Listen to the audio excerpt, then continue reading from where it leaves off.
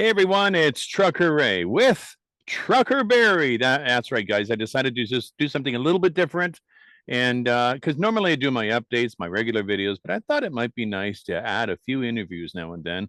And well, I'm always getting these shout outs from this guy, but I never get him on the hot seat. Today is the day, Barry. How are you? I know. Not bad. You owe me $50. Why do I owe you $50? For setting this up. It looks pretty good so far, though. Yeah, I know it's not too bad. How's life treating you, my friend? Not too bad. Not too bad. Home for the weekend, and we went out and done some shopping today at Costco. But it's just going to be a short-lived home time. We go back on the road tomorrow. We're heading out to Brandon, Manitoba on this trip. Okay. So, yeah. How about yourself? How are things with you?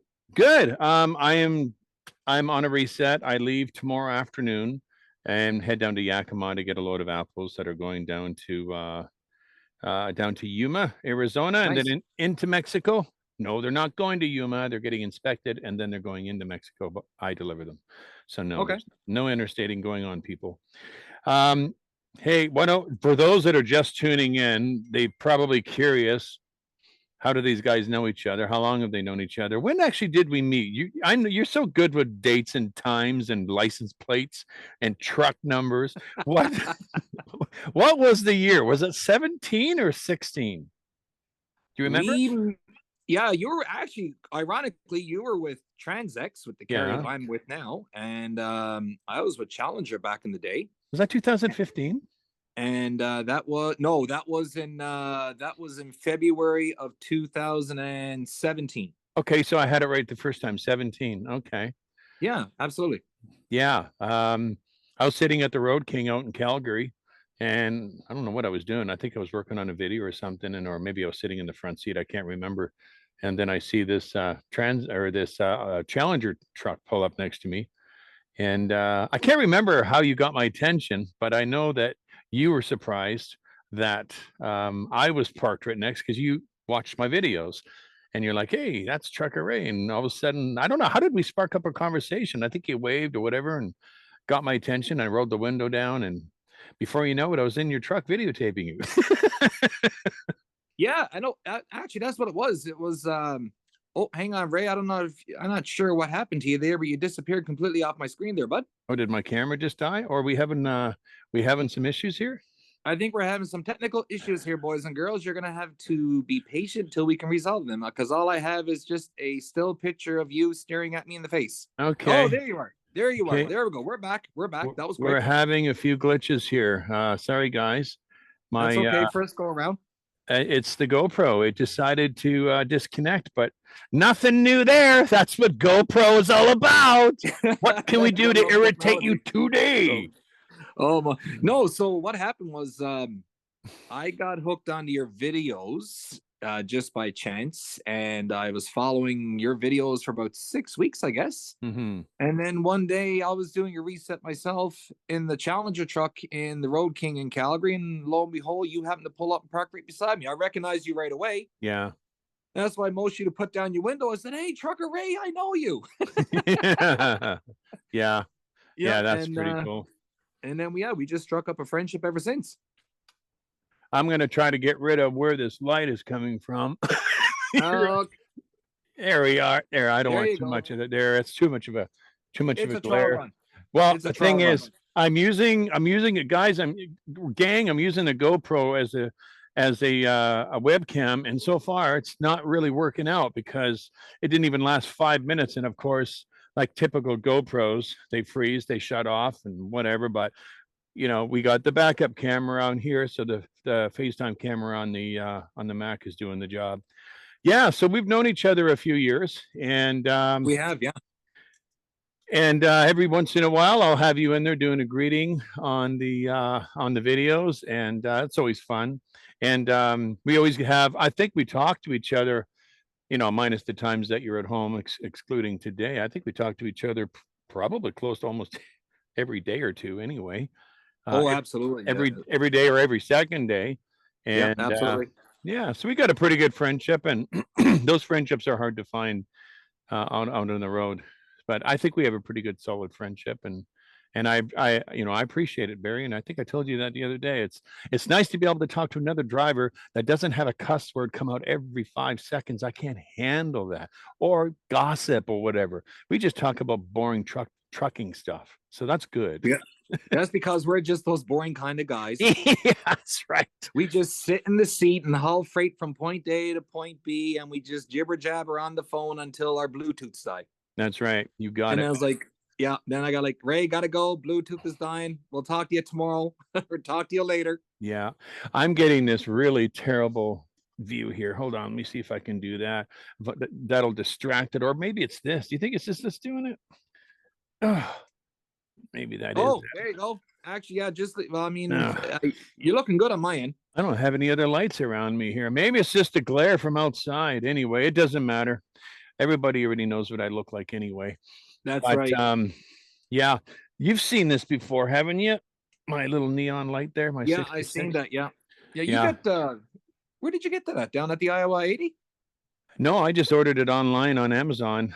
I like neon lights. I always loved and wanted to go drive Route 66, which one day I did go down when I was in New Mexico. I drove on an actual older Route 66 road, and I actually had that on one of my videos. I'm like, well, I got to do this, guys. I know I'm going off the road a bit, but I got to go down this side road here. This is the old Route 66, the original road. So, yeah, I'm a bit into nostalgia, so yeah, I figured I would get that, and I get a lot of compliments from it. Everyone walks by my truck at truck stops, they're like, "What's that? You guys got a neon light in the middle of his truck? You must have a big transformer in there." No, it's just LED. Yeah, but anyway, for the last few months, Transx is partnered up kind of with Mack, and they've chosen you to test one of their trucks to see whether or not they're going to have these on their fleet. And I don't know if you can divulge too much information on that, but how has your experience been with this Mack? From going from the Pete into the Mack is like going from a van into a Volkswagen. Would you agree? Well, when you're talking about the quality of space available in the truck, then yeah, it's like moving out of a phone booth into a doghouse. Okay. But how can I put it? And that's regarding the quality of space. I mean, it definitely took some adjusting to get used to. When you look at the current vehicle that I'm driving right now, yes, for all the viewers out there, yes, the truck that I'm driving right now is a 2024 Mack Anthem. She's brand spanking new. Right. We collected it from Transwestern in Calgary back in June, and I took it out on the 4th or 5th of July.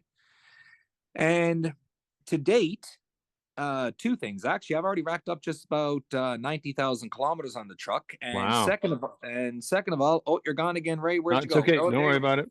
I'm working on it. You go ahead. Keep going. We got about 90,000 kilometers put on the truck, and I have had zero issues with the truck. Not even so much as a check engine light. So it's pretty reliable. Oh, it's an amazing truck. When you look at the drivetrain, the engine, transmission, everything else about the truck, it is an amazing truck regarding the overall drivability, the quality, the driver ergonomics. It's a very utilitarian, industrial look and feel to the truck. Very reliable. Extremely reliable. I cannot complain about the Mack truck whatsoever. So what's the negative then? Like, well, if there's a pro and a con, then what's the con? No, there's always a con. There's no two ways about it. The con about the truck is that it is a very compact truck.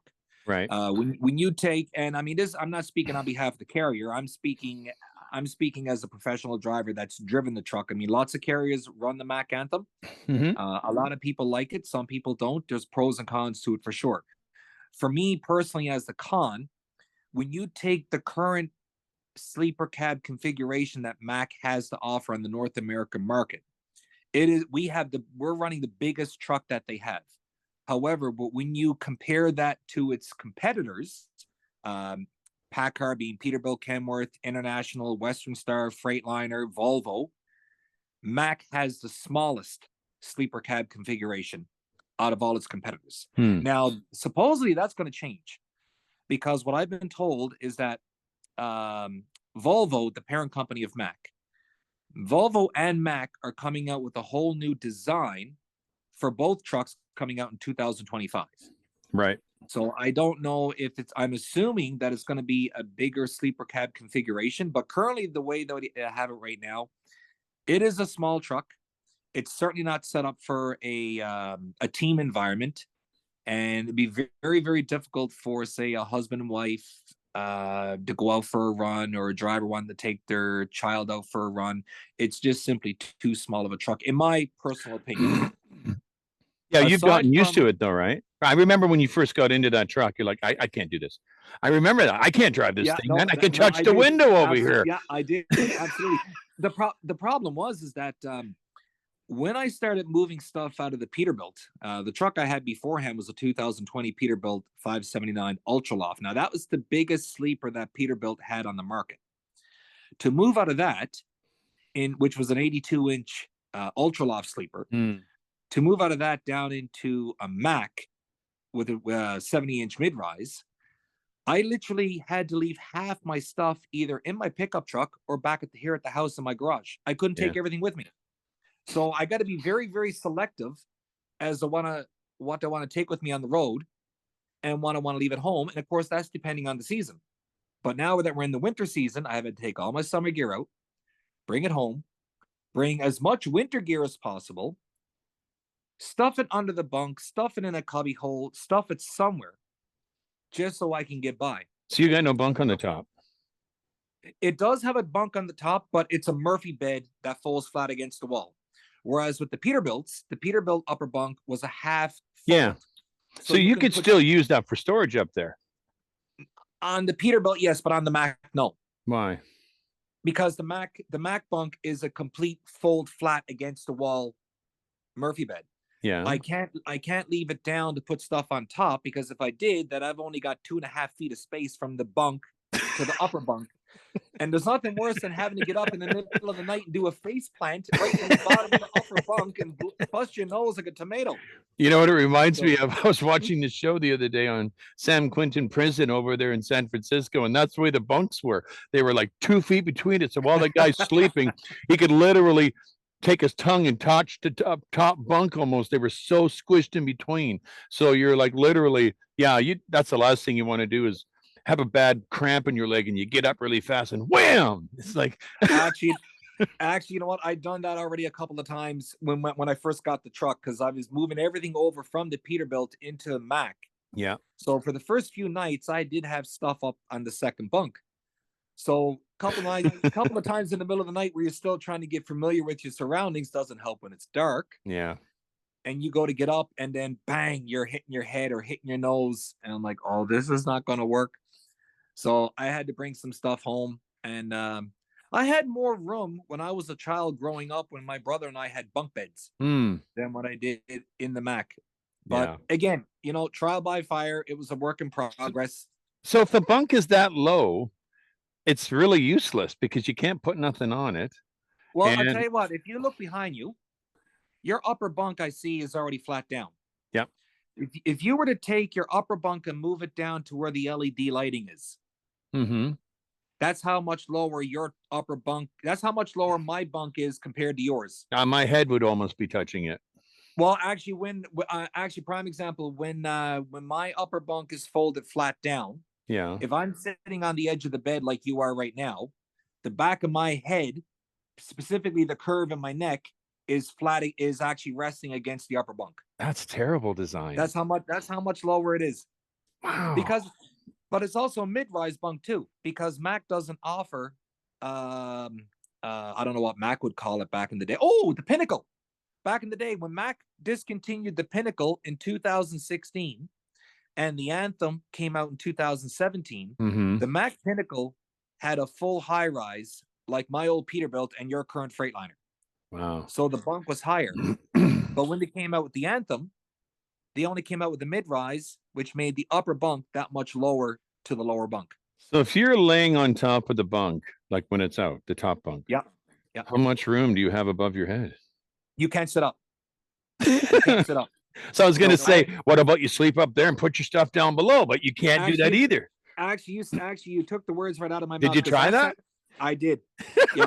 And you actually have less room lying up on the top bunk compared to lying on the bottom bunk with that top bunk folded down. So I don't even know why they even decided to come up with an upper bunk for that configuration in the first place. It makes no sense to me. No kidding. I'm not sure. Take it out and put some cabinets in.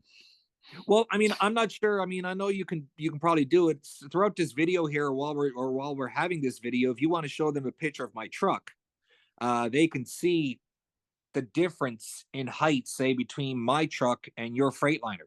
Oh, okay. And you don't have a whole lot of room to work with. You just don't. If they what I'm trying to do now is that if the carrier that I work for, if they decide that they want to move forward in a relationship with Mack Trucks, right, there is a 3-door cabinet system that they can replace the upper bunk with, and then it'll just give you an immense amount of storage. Well, I thought they were going to go that route. That's the route. It's because without releasing too much, because of the dynamics of the agreement they have in place with the truck that we're using, that is something that they're still kind of going back and forth on. And unfortunately, I've made my recommendations, but in the end, I'm not the one that gets to make the final decision. Yeah. They're just taking all the information that I'm forwarded to them, which is why they asked me to take the truck in the first place, because they knew that I would be unbiased and I would give them honest feedback, regarding the, my overall evaluation and assessment of the truck in the first place. Well, I do have a suggestion. Just the next time you go into the main office, just wrap your head in bandages like a mummy, and just Carson will go, "Hey, what's going on? Oh, keep banging my head on that bunk. If you don't, they got to move it, or I'm going to end up with a concussion." I'm going to walk in there with a hard hat and say, wearing a hard hat in that truck is now mandatory. Exactly. Just like the mask mandates. Now it's a helmet mandate. You just, when you sleep in there, you put on a hockey helmet or something, just so you can protect yourself in the morning when you get up. Oh, yeah. Hey, speak. Go ahead. You're going to talk about hockey? Just for a quick second, I'm not sure, just in case you got any hockey fans out there, I just found out actually only a few minutes before you and I had this video. Vancouver's number one, man. What's that? I think Vancouver's on top now. I checked the standings yesterday.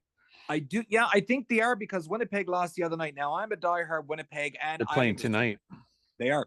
And I just found out a few minutes ago that my team, the New York Islanders, just relieved their head coach. And you're not going to believe who was named as the new head coach of the Islanders.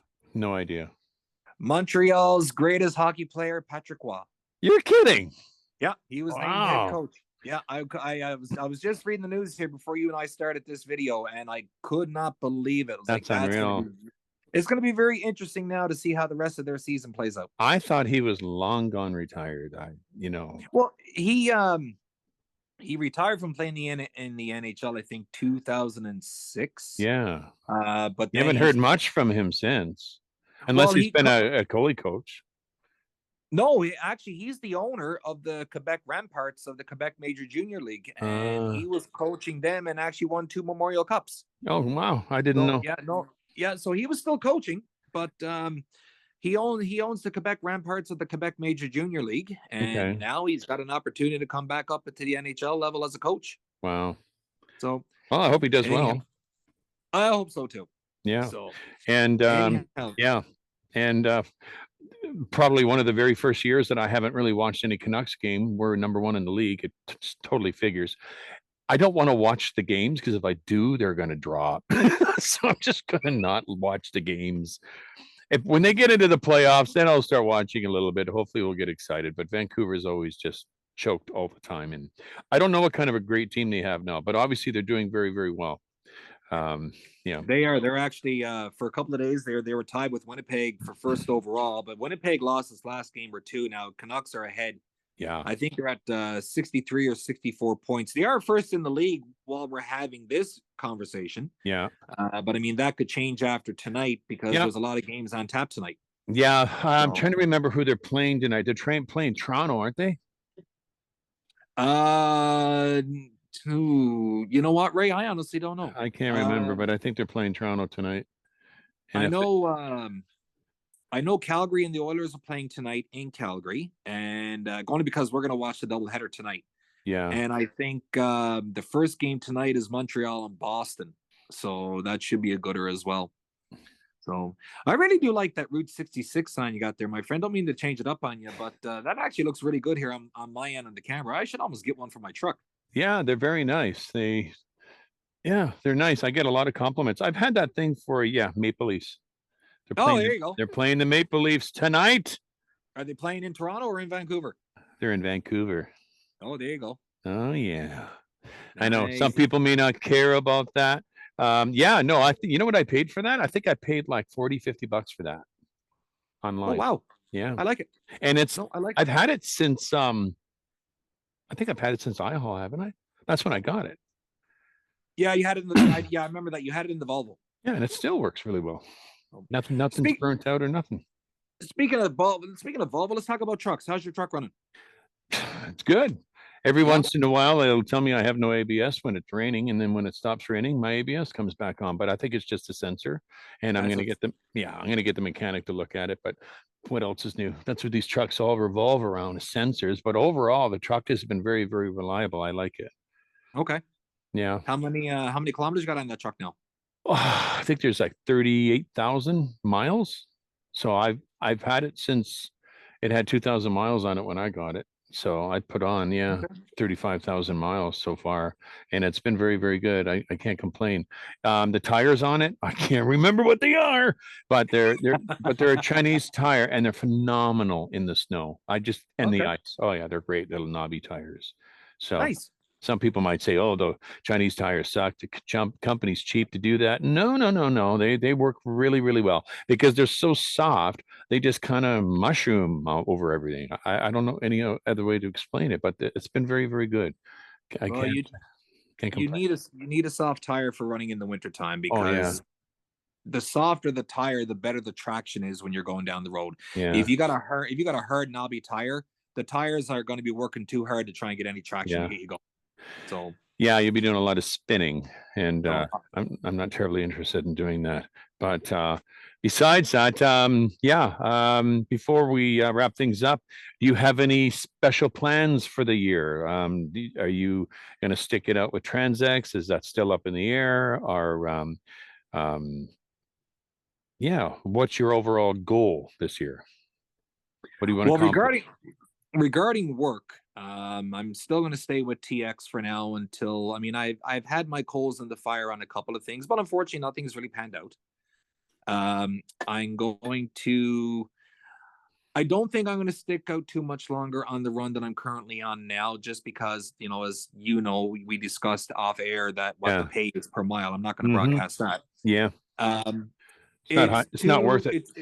No, for what I do, the company itself is absolutely fantastic. I work with they treat you good, don't they? Oh, they do. No, they do. I gotta admit, they treat me very, very well. I can't complain about that.